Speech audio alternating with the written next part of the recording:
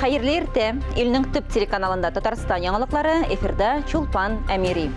Tatarstanda grip hem solqın tüyü bilen auruşular sonu keskin artты. Rospotrebnadzor мәгълүматларына караганда, республикада эпидемия бусагасы 82% узган. Хастаханаларда һәм поликлиникларда битлек режимы кертелгән. Теманың дәвамы алдагы язмада.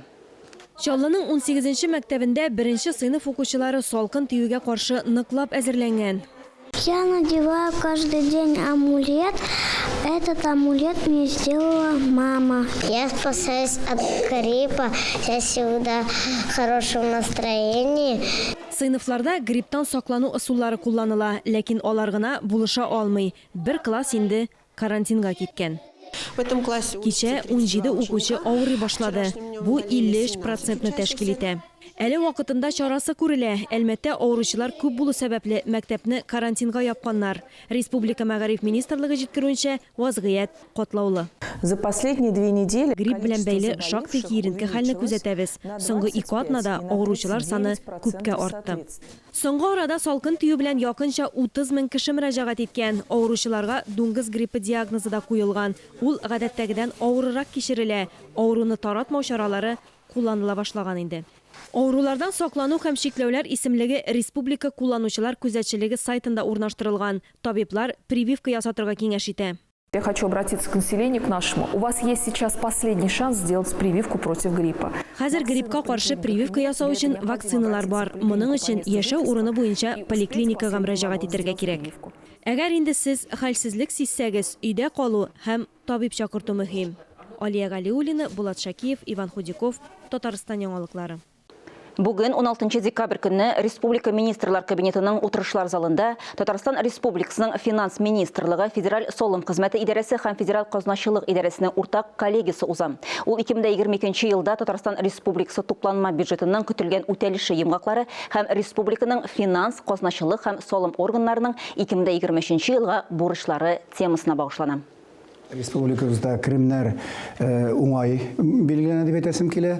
Менә без инде үзебезнең расчетлар буенча ел ахырына кадәр 513,2 миллиард сум федераль акчалар белән көтәбез инде. Шуның инде бу крем һәм кремнәр булмаган салымнар 420,15 миллиард сум күләмдә тәшкил итәчәк дигән фаразыбыз бар инде. Башка темаларга. Республикабызның барлык район мәктәпләрендә ришвәтчелеккә каршы көрәш темасы буенча бәйге узды. Актаныш районында әлеге бәйгедә 25 мәктәп катнашты. Барлыгы 270-тән артык укучы төрле иҗади номинацияларда, ягъни рәсем, плакат, аппликация, инша язуда көч сынашты. Җиңүчеләрне Актаныш районы башлыгы Ленар Зарипов тәбрикләде, мактау кәгазьләре һәм истәлекле бүләкләр дә тапшырды. Бу дөньяда бары тик намуслылык, гаделлек кенә булса, мин бик шат булыр идем. Киләчәктә дә бернинди дә коррупциялар булмаса, дөньялар намуслырак, гаделлерәк, чистарак булыр иде. Шуңа күрә мин инде киләчәк буынга да, кичкенәләргә дә коррупциясыз киләчәк төзергә дигән фикерне җиткерәсем килә. Яңа ел алдыннан Түбән Кама халкын сөендереп, яңа төзекләндерелгән театр үз ишекләрен ачыр дип көтелә. Яшь тамашачылар театрында инде ремонт эшләре төгәлләнеп килә. Яңартылган театр нинди булачак? Рушания Сибатова да күреп кайтты. Шәһәр мэры бер төркем җитәкчеләр белән яшь тамашачылар театрында күчмә җыелыш оештыра. Рамил Муллин бина эчендә булган кайбер кимчелекләргә игътибар бирмичә, вак эшләргә соңрак әйләнеп кайтырга дигән киңәш бирә.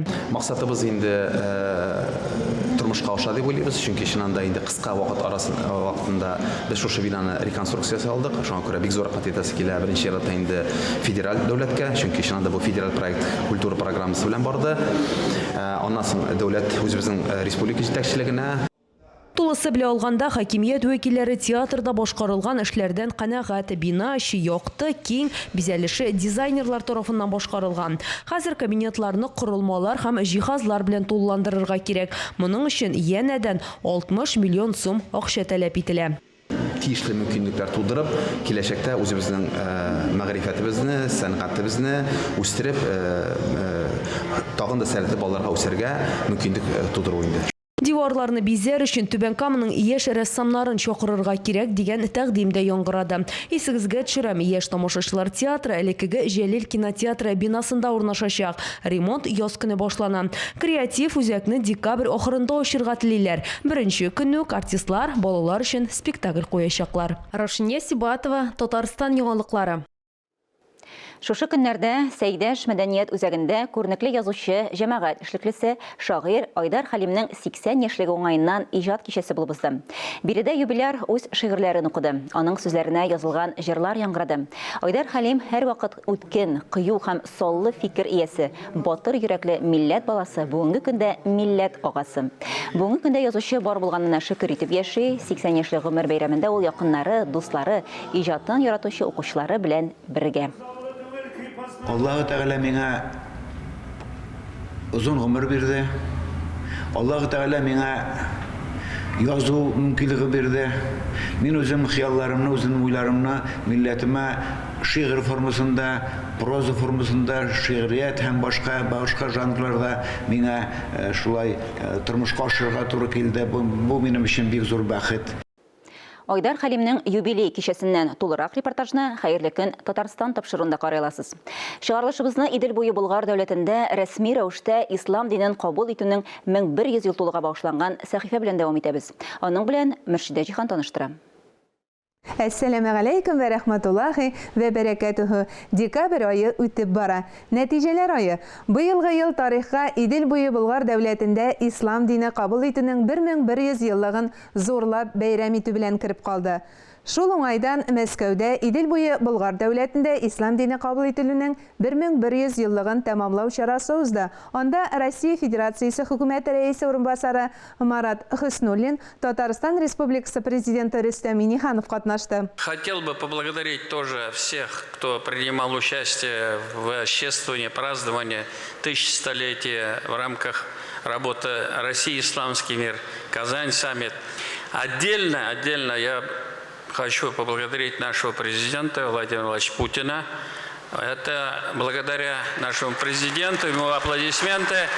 Этот праздник, он был общефедеральным.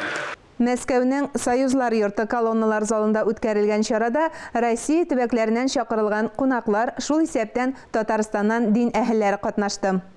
Исегезгә төшереп узабыз, ислам динен кабул итүнең 1100 еллыгы уңаеннан федераль һәм Татарстандагы чаралар планы 150дән артык гамәли йөкләмәдән гыйбарәт иде. Төп чаралар 19ннан 21 майга кадәр узды. Алар арасында 13нче халыкара Россия ислам дөньясы Казан 2022 икътисади саммиты, Россия ислам дөньясы стратегик караш төркеме утырышы, 1100 дин әһеле катнашында милли тормыш һәм дин 12нче бөтен Россия татар дин әһелләре форумы. Шулай ук Казан шәһәрендә 10 мең мөселман кабул итәрлек җәмигъ мәчете төзелешенә нигез салынды. Моннан тыш 2022 елда Татарстанда 14 мәчет, 3 мәгърифәт үзәге, Мөхәммәдия мәдрәсәсенең яңа корпуслары үз ишекләрен ачты. Мәскәүдә тагын бер истәлекле вакыйга. Россия ислам дөньясы Казан саммит 2023 14нче халыкара икътисади саммитына әзерлек һәм аны уздыру буенча киңәшмә узды. Киңәшмә Россия хөкүмәте рәисе урынбасары Марат Хөснуллин рәислегендә үтте. Россия Федерациясе президенты Владимир Путин Россия ислам дөньясы Казан саммит халыкара икътисади форумына федераль статус бирү бурычын куйды дип белдерде Марат Хөснуллин. Киңәшмәдә катнашкан Татарстан президенты Рөстәм Миңнеханов үз чыгышында Казан саммит федераль статусын бирү турындагы карар өчен Россия Федерациясе президенты Владимир Путинга рәхмәт белдерде. Киңәшмәдә халыкара икътисади саммитын үткәрү даталары буларак 2023 елның 18-19 майы тәкъдим ителде. Бүгенге сәхифәбез тамам. Һәр гамәл нияткә карап дип искәртә бер хәдис. Ниятләрегез изге булсын. Киләсе атнада чыгарылышыбыз дини китапларга багышланыр. Бүгенгә сау булашам. Әссәламу алейкум вә рахматуллахи вә бәрәкәтүһү. Татарстан мөселманнары диния нәзәрәтендә татар дини илаһият мирасының рус теленә тәрҗемәләре һәм репринт басмалары тәкъдим ителде. Тәрҗемәгә алынган авторлар арасында Шихабетдин Мәрҗани, Мөхәммәд Закир Чистауи хезмәтләре бар. Тулырак киләсе язмада. Менә Казан басмасы, ул ислам дөньясында иң беренче басма Коръән булып санала. Халкыбызның мирасы булган хезмәтләр белән хәзер киң даирә укучы таныша ала. Дини басмаларны тәрҗемә итү Россия Ислам институты белгечләре тарафыннан башкарылган. Бу революция кадәр татар телендә язылган һәм басылып чыккан. Шабутин Мәрҗани аны менә үзенең халкының тарихын татар телендә язган хезмәт. Ул инде совет чорында кыскача гына татарча чыккан инде зур китап. Менә беренче мәртәбә без инде аны иске татар теленнән, анда татар телендә генә түгел, аның фарсы телендә язылган эшләре дә бар, шигырьләр. Шуларны тәрҗемә итеп, менә 2 том буларак без шушы Мустафа Әхмәр фи әхвал Казан ва Болгар дигән хезмәтен бастырып чыгардык. Барлык китаплар, тәрҗемәләр һәм репринтлар Татарстан Республикасы мөселманнары Диния нәзарәтенең Хозур нәшрият йортында әзерләп нәшр ителгән. Bizim halkımız, Müslümanlar onu yaptan bilələriydi. Hem bir-birisine yaptan ona jitkirələriydi. Biz o mirasımızı yoğaltırğa tiyiş tügül, o saqlanırğa tiyiş. Hem biz onu bütün kin cəmiyyətçilikə, bizimlə tügül, hətta şit ildə yaşayan şu galimlərə onlardan jitkirə tiyişlər. Хәзер реprint басмаларының төп нөсхәләрен электрон китапханә фондында бушлай файдаланырга мөмкин булачак. 2022 елда фонд цифрлаштырылган татар һәм гарәп телләрендәге 237 китапка тулыланган. Ләлә Зайнуллина, Альберт Сафиуллин, Татарстан яңалыклары. Галиаскер Камал исемендәге Татар дәүләт академия театры 23-24 декабрь көннәрендә яңа премьер тәкъдим итә. Бу юлы сәхнәгә халык язучысы Әмирхан ага Еникинең Рәшәп повесте буенча эшләнгән спектакль чыгарыла. Әлеге премьера турында әңгәмәне безнең яңалыклар чыгарылышыннан соң хәерле көн Татарстан тапшыруында карый аласыз. Бүген студия кунаклары Татарстанның халык артисты Әсхәт Хисмәтов һәм Татарстанның атказанган артисты Гүзәл Шакирова. Хөрмәтле телевизор караучылар, бу атнага яңалыклар чыгарылышы тәмам. Мин Шулпан Амири, бүгенгә сезнең белән сау булашам. Сау булыгыз.